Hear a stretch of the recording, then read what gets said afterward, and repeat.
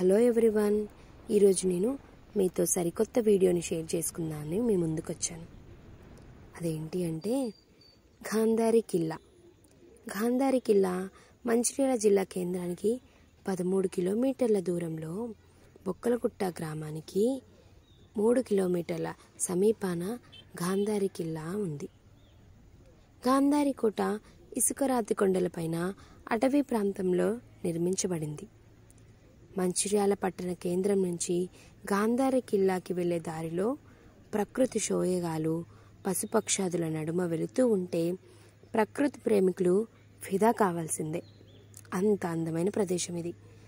ఎర్రటి కొండల నడుమ పచ్చని అడవుల మధ్య ఉండే ఈ గాంధారి కిల్లా చిన్నపాటి ట్రెక్కింగ్కి అనువుగా ఉంటుంది.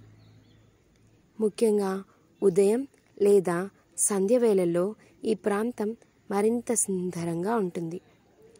ఈ కిల్లా ముఖద్వారంలో కనిపించే మహాకాళి అమ్మవారి రూపం ప్రతి ఒక్కరిని ఆకట్టుకుంటుంది. ఇక్కడ గాంధారి మైసమ్మ జాతర ప్రతి 2 ఏళ్లకోసారి నిర్వహిస్తారు. మన రాష్ట్రమే కాకుండా మహారాష్ట్ర, ఛత్తీస్గఢ్ రాష్ట్రాల నుంచి దాదాపు 10,000 మంది ఈ జాతరకి వస్తారని అంచనా.